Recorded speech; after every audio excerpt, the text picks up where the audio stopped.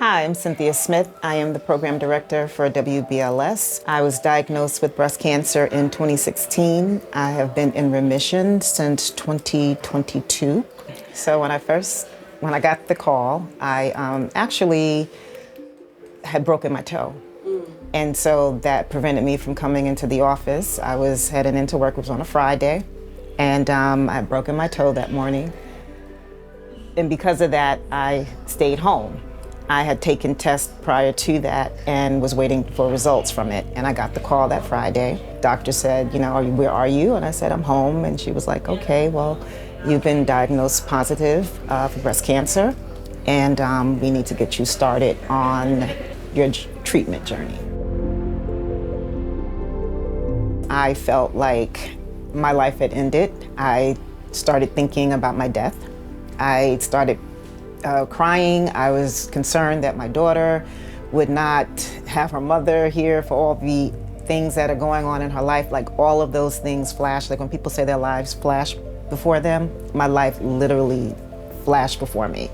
And so all of those things ran through my head. Then I started getting calls from doctors. We need to make sure there's systemic control so the cancer doesn't go elsewhere in the body. And there was a doctor scheduling different appointments. So I didn't even know who or what these doctors were going to do. But I think I got a call that day from maybe like 5 or 6 doctors, just scheduling different appointments for me, different things that they wanted me to do. And then I calmed down and started my journey of healing and trying to figure out what we were going to do as far as my treatment. So I am a very private person. For me, it was about who would be in my circle that could help me through this process. I was in the middle of a big project at work, and I opted to not tell my colleagues and coworkers at that time what was going on, because I felt like I didn't want sympathy. I didn't want people to feel like, oh my gosh, she has cancer and she can't do this. And so I just, because I knew that I would not do my surgery until the following month, I had time to continue to finish the project that I had to finish.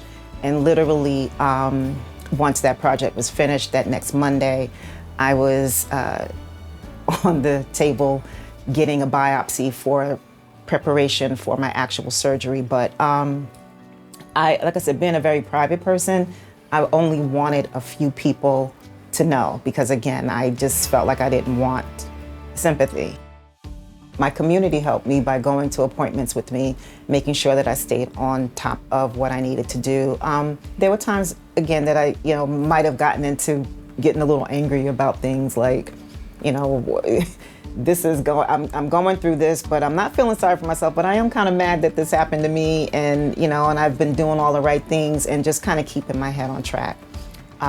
So they were very supportive from the beginning of me telling them until after, everything took place as far as my surgery, my recovery time, through my treatments. They were there with me, and that's important to have people that are going to make sure that you stay on top of what you have to stay on top of, encourage your eating, just different things that had to change in my life. They were very supportive of and just made sure that I did those things.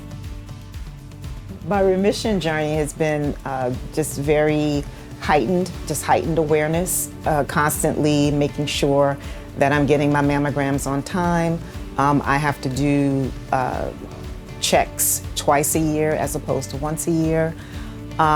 Just making sure that I am following all of the protocols, be it medication, be it yearly visits with my oncologist, where it was, every 6 months I would have to see her. Now I see her yearly, and I'll be seeing her for the rest of my life. That's not something that goes away, because again, this is a disease that can, come back again, and it can come back in another form. I was just grateful that, when we caught it at the stage that we did, and was able to treat it, and, haven't had any problems since. I find my joy in my daughter. And I say that, people, sometimes you go like, oh, well, they live their lives. But I find my joy in my daughter because she is such a, I want to say she's like a warrior. Like she has a lot of strength. And I always say that when I grow up, I want to be like her. I really do mean that, because she doesn't allow me to feel, sorry for anything. She gave me this necklace one Christmas.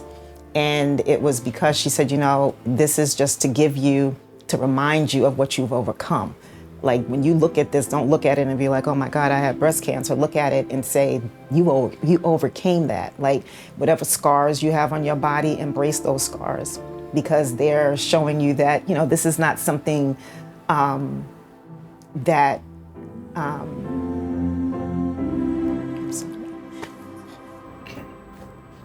it's okay.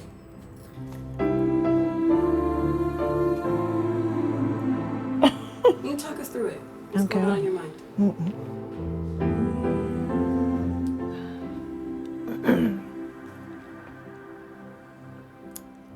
Okay.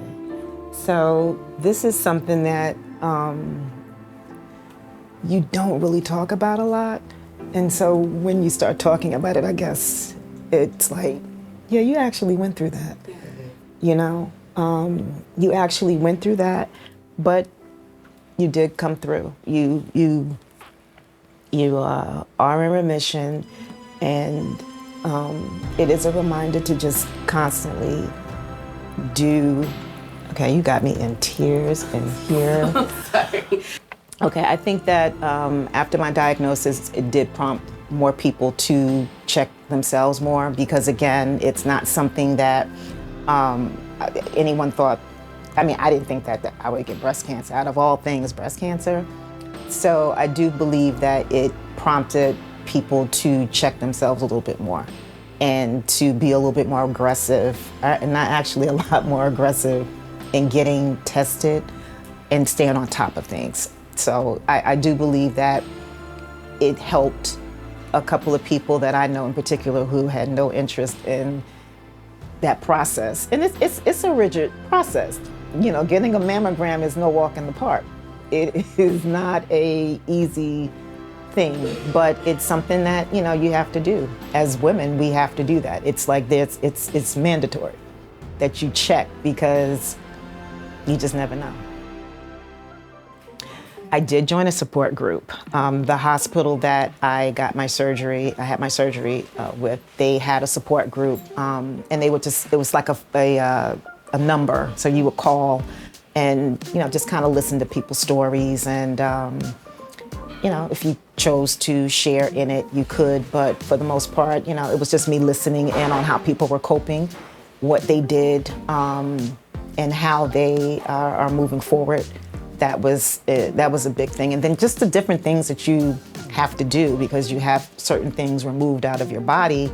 Like, if I wasn't on that particular group, I wouldn't have known that I should fly with a sleeve, because, there's compression. They just want to make sure that nothing gets, messed up there, or blood I can only take blood out of one arm. Like if I go to the doctors, they can only use one arm.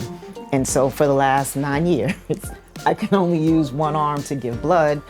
And just little things that, that you just wouldn't know. You feel your doctor should tell you, but then it's how people live their lives, how they live with it, that you learn a little bit more about how to take care of yourself.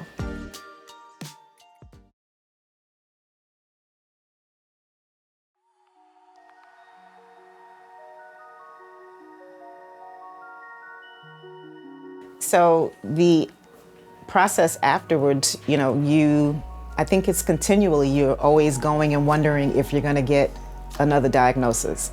Or when you're looking at your doctor and they're doing the exam and they're looking a particular way and you're like, do you see something? It's never, I don't think I do my mammograms calmly.